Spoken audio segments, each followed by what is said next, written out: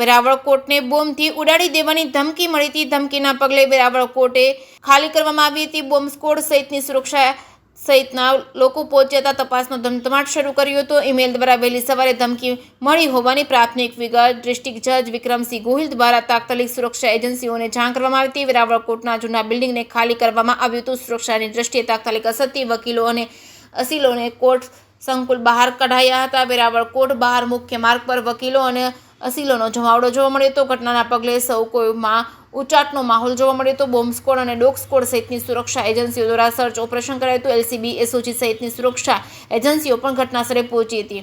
જે કે સિંગુદતી સાથે મહેશ વાજા, સોમનાથ। હું એસએન સવાણી વેરાવળ બાર એસોસિએશનના પ્રેસિડેન્ટ છું। સવાણીભાઈ, આજે શું ઘટના બની, કઈ જગ્યાએ, સમગ્ર વિગત?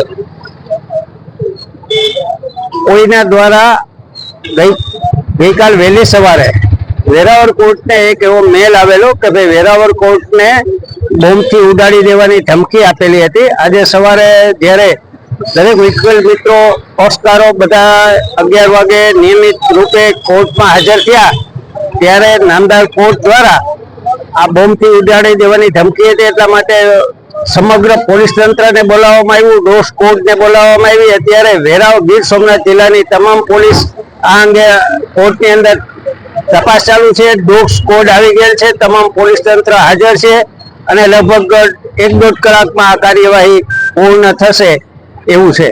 સવાણીભાઈ, ખાસ કરીને કોર્ટ પરિસરમાં કેટલા કર્મચારીઓ કામ કરે છે, કેટલા એડવોકેટ હોય છે?